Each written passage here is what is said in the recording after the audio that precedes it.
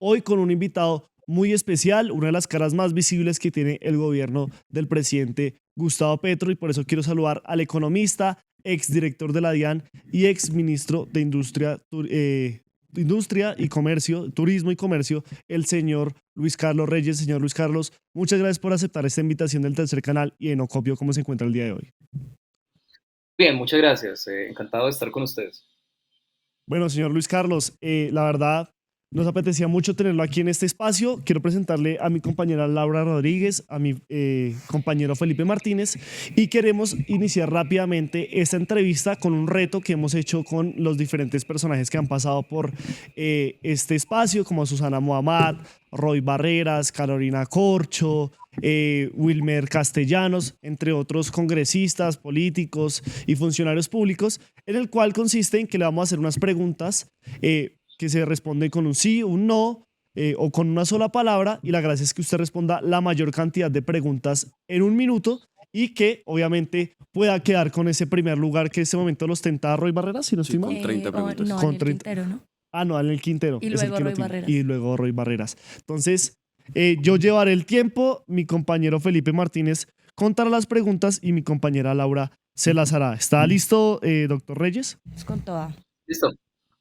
Listo. Entonces, Lau, ¿estás lista? Estamos Entonces, listos. a la 1, a las 2 y a las 3. Ajiaco, bandeja paisa.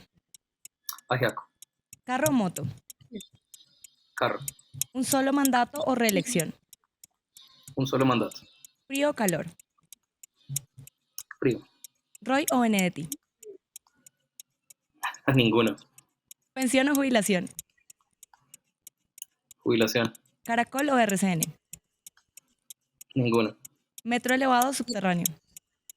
Subterráneo. Rubias o morenas. De todas. Santos o Uribe. Ninguno. Adopción de parejas del mismo sexo, ¿sí o no? Sí. Libro favorito.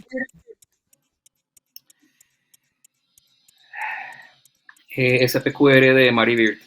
Congresista favorito. Jennifer Pedraza. Póker o águila. Águila. ¿Ha sido infiel, sí o no? No. Voto obligatorio, sí o no? No. ¿Católico o cristiano? Cristiano. ¿Mañanero o nocturno?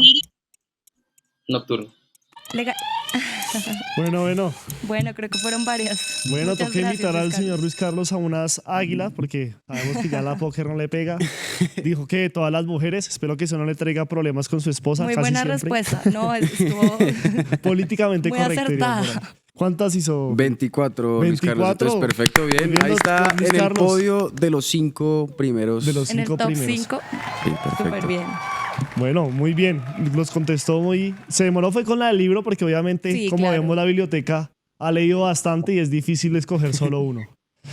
Doctor Luis Carlos, iniciemos. Usted es una de las caras más visibles que ha tenido este gobierno, a pesar de que ya no haga parte de él. Y la pregunta que todo el mundo se hace, o cuando anunciamos esta entrevista, es si usted sigue con su aspiración presidencial, y si es así, si va a ser por el pacto histórico, por el Frente Amplio, por firmas, o si está pensando en las legislativas del próximo año, en las regionales de en 2 años, o seguir en la academia o en el sector público o privado. Cuéntenos cuál es el futuro de Luis Carlos Reyes en materia electoral.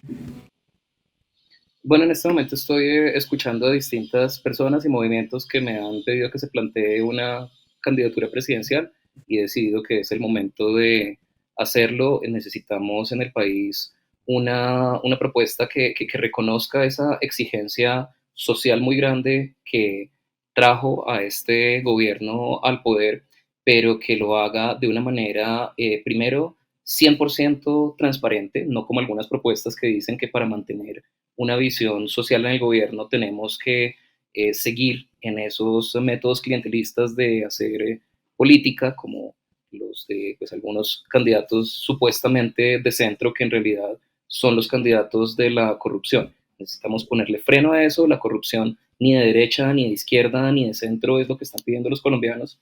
Y necesitamos hacer todo esto de una manera que entienda que el empresariado es una parte fundamental de la economía colombiana y que no solo les vamos a tender la mano, sino que vamos a trabajar con ellos como ellos ya saben que lo hicimos desde la DIAN y desde el Ministerio de Comercio, Industria y Turismo, con independencia, pero también entendiendo cuáles son las condiciones que necesitan para que crezca la economía, que en últimas es lo que permite que crezca la prosperidad de todos. Señor Luis Carlos, en ese orden de ideas y usted mencionando a este gobierno, ¿lo haría por el pacto histórico? ¿Entraría a esa consulta de marzo? ¿O cómo está el proceso? ¿O usted con qué orilla política estaría? ¿O cómo sería ese proceso para que usted sea candidato? En este momento estoy digamos, en un proceso de precandidatura con unitarios, que son distintos partidos del pacto histórico que han salido precisamente porque sienten que ese movimiento, si bien ha sido muy valioso, no está representando al 100% la visión progresista como la tiene la inmensa mayoría de los ciudadanos colombianos. Entonces, estamos en esa posición, una posición que claramente reconoce la justicia social como algo absolutamente clave, pero que no está matriculada con el pacto histórico. Pero más allá de su precandidatura, ¿cómo ve usted el panorama general electoral para el 2026? ¿Cree que un gobierno progresista o un gobierno como el que esté más alineado con lo que usted menciona se pueda reelegir para el 2026?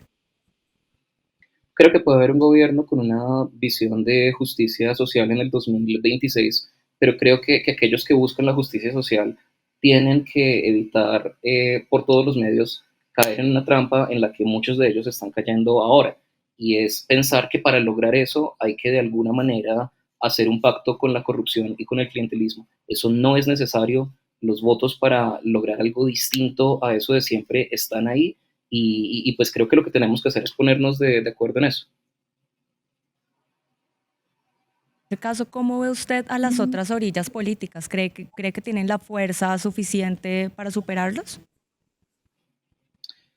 Sin duda alguna, las otras orillas políticas, por ejemplo, digamos, pensemos desde la derecha, se han esforzado mucho en criticar lo que llaman el petrosantismo, ¿cierto? En desvirtuarlo, entre otras porque saben que el país se está moviendo hacia una visión que exige el cumplimiento de los derechos constitucionales de los colombianos, y que en este momento, como está tratando de tramitar ese impulso democrático, la izquierda es buscando esas alianzas con la política tradicional, pero entonces fíjense que la misma derecha le tiene miedo a eh, digamos, ese movimiento hacia una Colombia más equitativa en la que la justicia social sea el principio rector.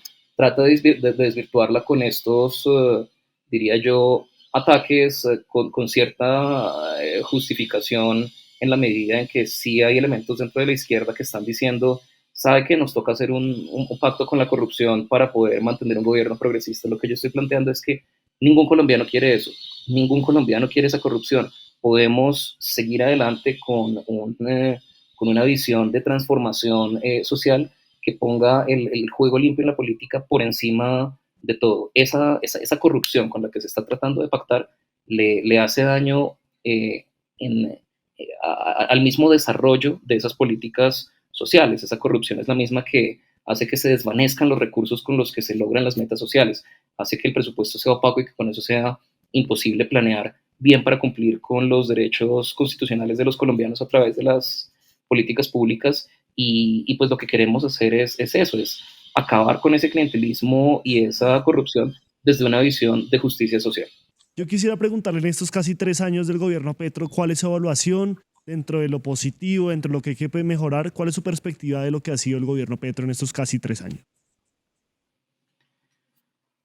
Bueno, creo que el liderazgo del presidente Petro para lograr que llegara al poder un movimiento que no estaba fuertemente matriculado con los intereses de grandes grupos económicos, y que llegó con un mandato para implementar una serie de reformas que buscaban la justicia social en el país. Creo que eso es algo histórico, y creo que eso es algo que va más allá de él como líder del movimiento.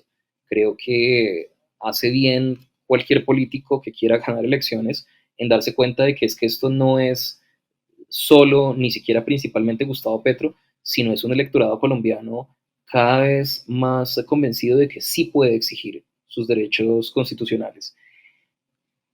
A la vez creo que hay, y en la historia hay muchos ejemplos de que una cosa son los liderazgos de lucha y de conquista de reivindicaciones, y de pronto se necesita otro tipo de liderazgos para empezar a construir un nuevo país, un nuevo proyecto de nación, una vez logradas esas reivindicaciones. Y ahí es donde creo que ese liderazgo que logró muchas cosas a la hora de mostrarle al país una serie de prioridades distintas, ha tenido una serie de fallas, llamémoslas gerenciales, en la implementación de ese proyecto que los colombianos siguen esperando que se haga realidad. Creo que necesitamos en el futuro un mejor manejo gerencial de la presidencia de la República, sin que eso implique entonces un regreso al manejo gerencial de siempre, porque eso es un manejo gerencial que era bueno para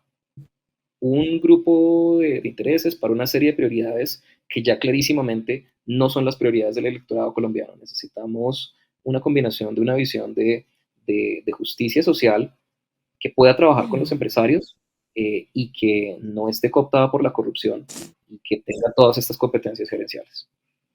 Bueno, Luis Carlos, y ya para ir finalizando, no lo podemos dejar ir sin antes preguntarle acerca de su paso por las plataformas en este momento, por TikTok, por Instagram.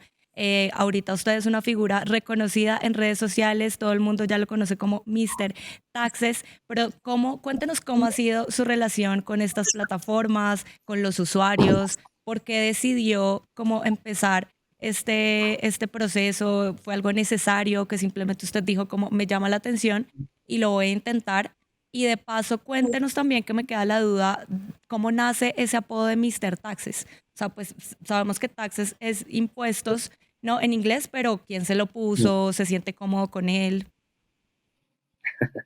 Eh, bueno, no, el apodo nace, hasta donde yo recuerdo, alguna vez que publiqué un video en el que yo estaba hablando en inglés sobre la DIAN en una visita que hizo el Fondo Monetario Internacional, y alguien señaló ese hecho de que yo estaba hablando de impuestos en inglés, y de ahí surgió el nombre. No, no fue, mucha gente piensa que fue alguna cosa de mercadeo de alguna estratega de redes, y no, fue alguien en redes, y pues la cosa pegó.